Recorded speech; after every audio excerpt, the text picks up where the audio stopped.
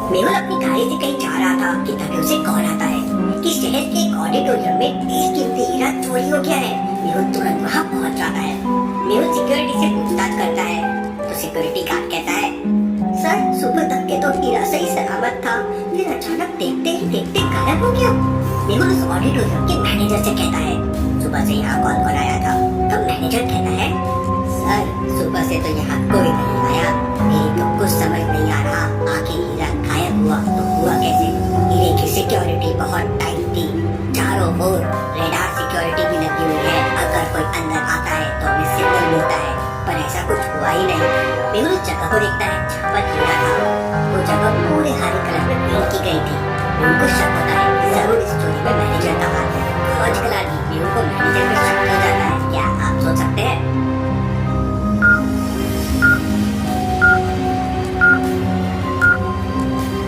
Manager की shirt पर भी वही हरा कलर लगा हुआ है जो चोरी हुए हीरे के हॉल में लगा हुआ था।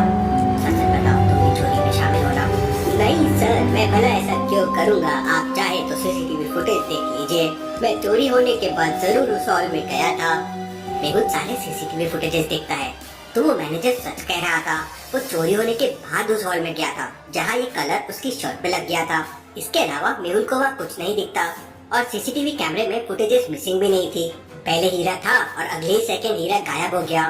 कुछ समझ नहीं आ रहा था कि चोरी कैसे हो गई। तभी मेहुल को एक और कॉल आता है कि ठीक इसी प्रकार की चोरी डायमंड पैलेस में भी हुई है। मेहुल तुरंत अपनी गाड़ी से डायमंड पैलेस पहुंच जाता है, पर वहाँ उसे अंदर जाने के लिए मैथ की एक छोटी सी प्रॉब्लम को सॉल्व करना होगा। एंट्री गेट पे लिखा है 1 से 100 तक की गिनती में, मतलब काउंटिंग में 1 कितने बार आता है? जैसे 1 तो एक बार आ गया, 1 तो 2 बार आ गया, तो 3 बार हो गया, 1 2 एक 1 और आ गया। ऐसे 1 to 100 में 1 कितने बार आता है? काउंट कीजिए लॉजिकल आर्मी, अच्छे से सोचिए और मुझे आपका आंसर कमेंट करके बताएं।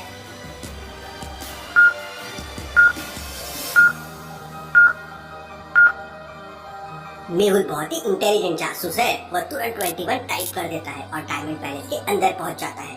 लॉजिकल आदमी, अगर आपका जवाब 21 नहीं है तो पॉज करके अच्छे से सोचिए। मेहुल वहाँ के मैनेजर से बात करके तुरंत सीसीटीवी कैमरे देखता है, पर सुबह से लेकर दोपहर तक वहाँ कोई नहीं आया था। लेकिन फिर भी रेडार सिक्योरिटी में रखा हुआ हीरा चोरी हो गया। वो बहुत ही बेशकीमती हीरा था।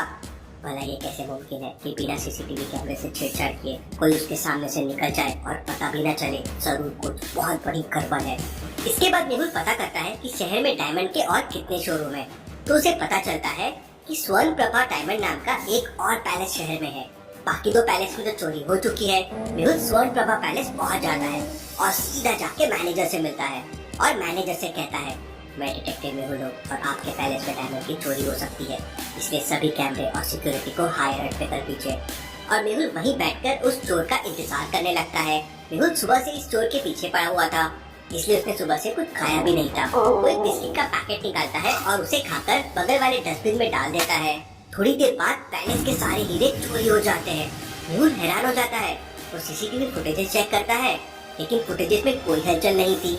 ये कैसे पॉसिबल है? केस तो बहुत इंटरेस्टिंग होता जा रहा है।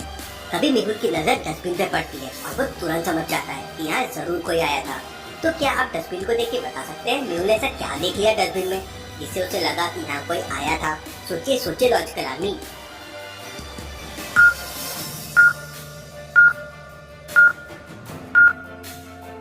जब मेहुल ने बिस्किट खाकर उसका पैकेट डस्टबिन में डाला था, तब डस्टबिन पूरा खाली था, लेकिन अभी डस्टबिन में एक चॉकलेट का पैकेट भी है। मतलब किसी ने चॉकलेट खाकर यहाँ पे डाला है, मतलब यहाँ कोई ना कोई तो जरूर आया था। लेकिन सवाल ये था, अगर कोई आया था तो वो सीसीटीवी फुटेज में दिख क्यों नहीं रहा है? ये सब मेहुल की समझ के बाहर जा रहा था। वो तुरंत साइंटिस्ट भूलभुलैया से मिलने के लिए निकल जाता है। साइंटिस्ट ने उस तक पहुँचने के लिए एक भूलभुलैया बना रखी थी। क्या आप बता सकते हैं एबीसी में से कौन सा रास्ता साइंटिस्ट तक जाता है? सोचिए सोचिए लॉजिकल आदमी।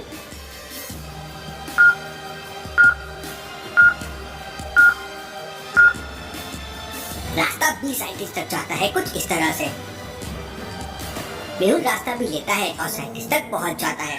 मेहुल साइंटिस्ट को उस चोर के बारे में बताता है जो सीसीटीवी में दिख नहीं रहा था और चोरियां कर रहा था। तो साइंटिस्ट कहता है, इस दुनिया में भूत प्रेत जैसी कोई चीज नहीं होती और इस तरह की घटना केवल टाइम मशीन से ही संभव है।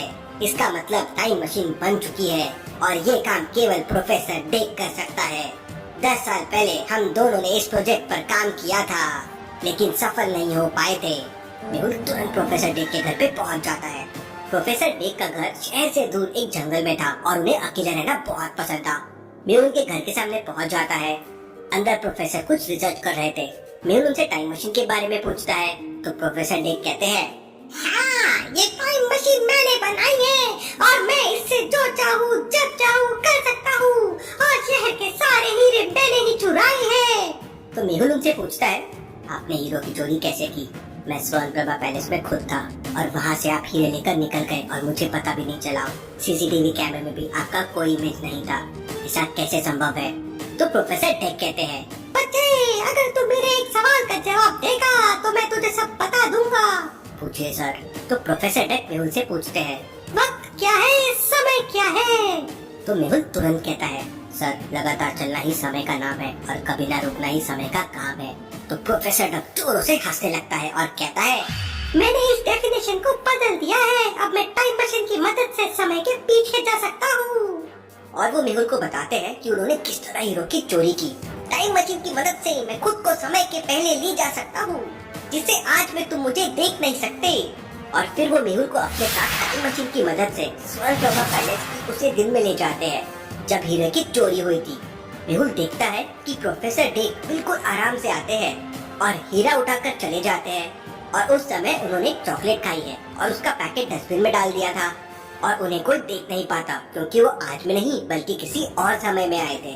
मेहुल सारा खेल समझ जाता है और प्रोफेसर डेक से कहता है, सर, मैं आपके टैलेंट की कदर करता हूँ, पर आप इसका गलत उपयोग करके सही नहीं कर रहे हैं। तो प्रोफेसर डेक कहते हैं, बच्चे, तुझे अभी पैसे की कीमत नहीं पता है। पैसों से सब कुछ किया जा सकता है और मैं जीनियस हूँ, तुम मुझे हरा भी नहीं पाओगे। और वो वहाँ से टाइम मशीन की मदद से गायब हो जाता है और मेहुल तुरंत वहाँ से अपनी गाड़ी में निकल जाता है और वापस साइंटिस्ट बुलबुलैया के पास पहुँच जाता है और उनको सारी बात बताता है। 10 साल पहले हम दोनों ने मिलकर एक टाइम मशीन बनाई थी। उससे हम केवल पास्ट में जा सकते थे, लेकिन अगर हमने पास्ट में कुछ छेड़छाड़ की तो वही प्रेजेंट बन जाएगा। इसलिए हमने उस टाइम मशीन को यूज नहीं किया था। और फिर साइंटिस्ट मेहुल को उस टाइम मशीन के पास लेके जाते हैं।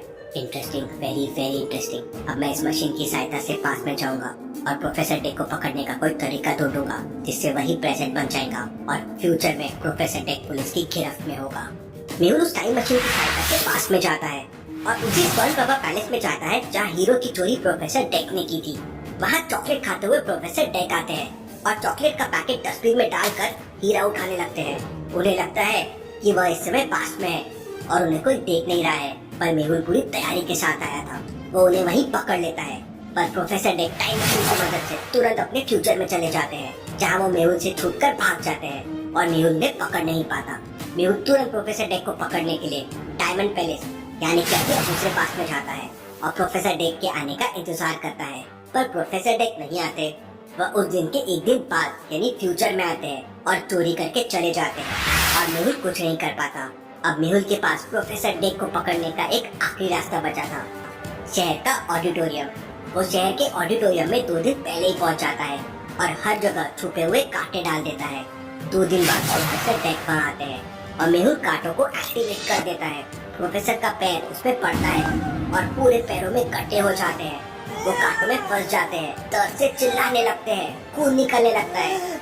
उठने में मेहुल उन्हें पकड़ लेता है और उनकी टाइम मशीन डिस्ट्रॉय कर देता है और पूरा प्रेजेंट चेंज हो जाता है और प्रोफेसर डेक पकड़ा जाता है।